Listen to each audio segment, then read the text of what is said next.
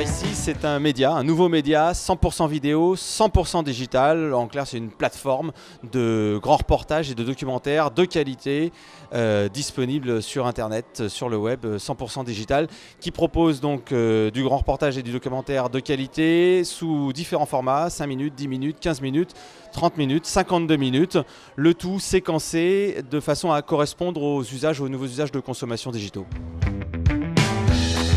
Alors Spicy, c'est un service payant par abonnement. On a 3 formules, 9,90 par mois sans engagement, premier mois gratuit, 8 € par mois avec un engagement à l'année et format à l'acte, les gros documentaires qui peuvent s'acheter à partir de 2,50 € la pièce.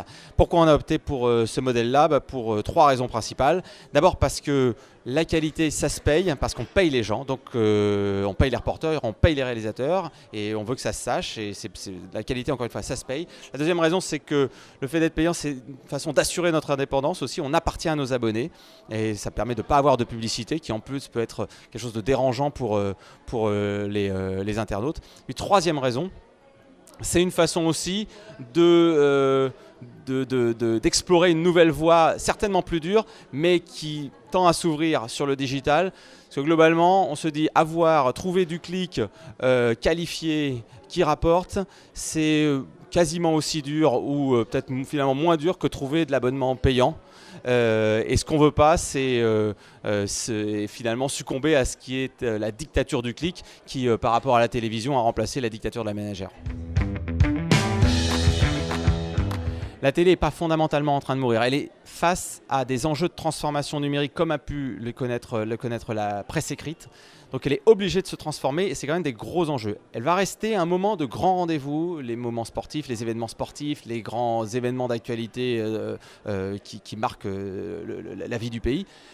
En revanche, le digital par rapport à la télévision, c'est un espace de liberté incroyable. Avant, il fallait beaucoup d'argent, beaucoup de temps pour créer un média et de fait une chaîne de télévision. Aujourd'hui, sur le digital, c'est beaucoup plus simple. Nous, on a investi le digital parce que c'est un espace de liberté. On voulait porter notre vision du monde, on voulait raconter notre histoire et c'est là qu'on peut le faire.